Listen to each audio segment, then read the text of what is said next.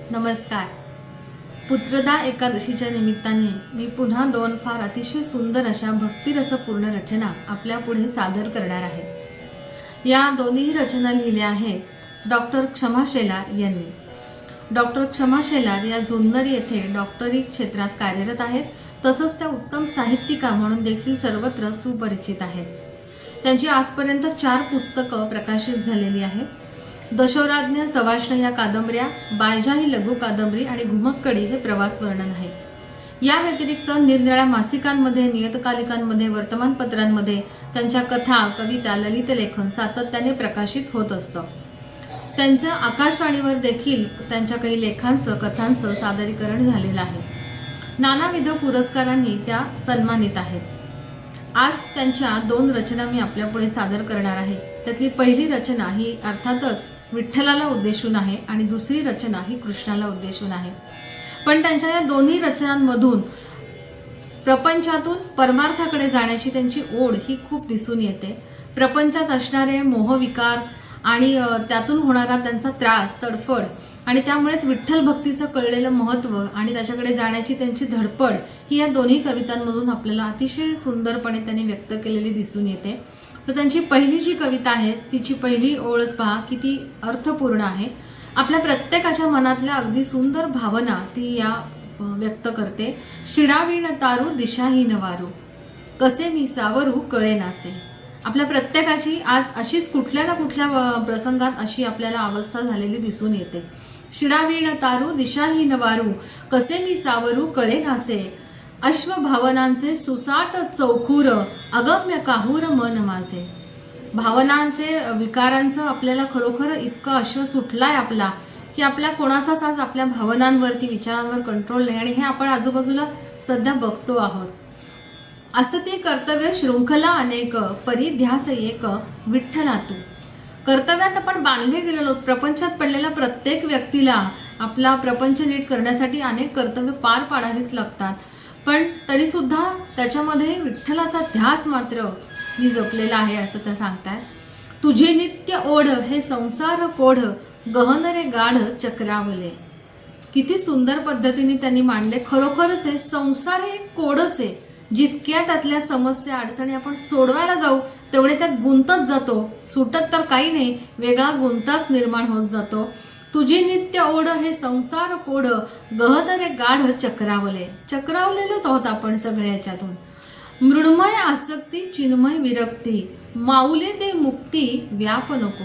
इथे फार सुंदर पद्धतीने त्यांनी आसक्तीला उपमा दिली. मृण्मय आसक्ती, जी आसक्ती क्षणभंगूर आहे, त्या आसक्तीतून आपल्याला मिळणारा आनंद, सुख हे क्षणभंगूर आहे हे माहिती असून सुद्धा ती आपल्याकडे आसक्ती आहे. आणि विरक्ती जी आपल्याला चैतन्यमय स्वरूपाकडे नेणार आहे, आनंद देणार आहे, जी खरं तर शाश्वत आहे, ती दे असं त्या सांगतायत. मृण्मय आसक्ती चिन्मय विरक्ती, माऊली दे मुक्ती व्याप नको. आता आणखीन पुन्हा कसला व्याप, मोह, संसार, माया काही नको, तर ती चिन्मय विरक्ती तेवढी मला दे. क्षुद्र पदराज नवे पुंडलिक, परी अवेरून चालेल का. क्षुद्र पदरज नवे पुंडलिक.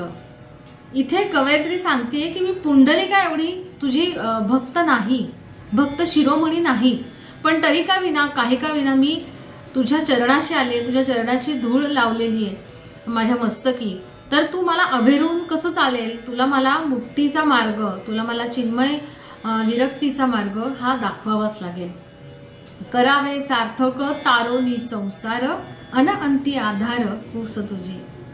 आता या संसारामधून जो पडलाय तो तर नीट मार्गी लावावाच लागेल. त्याच्यातून तारुण्य तू सार्थक कर त्या सगळ्या संसाराचं, त्या सगळ्या जगण्याचं, व्यापाचं, आणि मला शेवटी तुझ्या कुशीमध्ये आधार दे, म्हणजे थोडक्यात मुक्ती दे. अतिशय सुंदर अशी प्रत्येक प्रपंच करणाऱ्या विठ्ठल भक्ताच्या मनात येणाऱ्या भावना त्यांनी फार सुंदर अशा शब्दामध्ये या मांडलेल्या आहेत. आणि पुढची दुसरी कृष्णावरची कविता ऐकूया. त्या कवितेतही अतिशय साधे सोपे आहेत आणि तीही कविता प्रपंचातून परमार्थाकडे जाऊ पाहणारी, मुक्ती मागू पाहणारीच कविता आहे. तिचे शब्दच असे आहेत. पुरेपुरे झाला आता जगण्याचा सारा सोस. पुरेपुरे झाला आता जगण्याचा सारा सोस, कान्हा बहाल करावा आता नेणीचा कोश.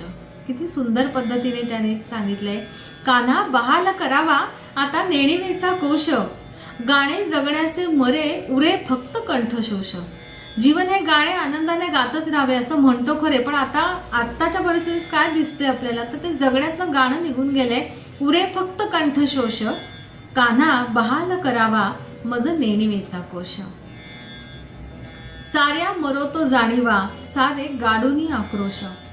संसारामध्ये ताप वाढले, मनस्ताप झाला की अक्षरशः काहीच नको असं वाटण्याची जी एक वेळ येते, ती वेळ किंवा ती भावना त्यांनी यातून फार सुंदर पद्धतीने व्यक्त केली आहे. साऱ्या मरोतो जाणीवा सारे गाडूनी आक्रोश, कर बहाल कन्हैया मज नेणिवेचा कोश. कर बहाल कन्हैया मज नेणिवेचा कोश. आता इथे ते आपली अवस्था सांगतायत, काय आहे ते.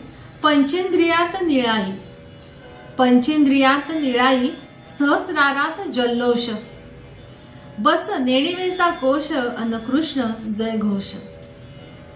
पंचेंद्रियात निळाई सहस्रारात जल्लोष, बस नेणिवेचा कोश अन कृष्ण जय घोष, अन कृष्ण जय घोष.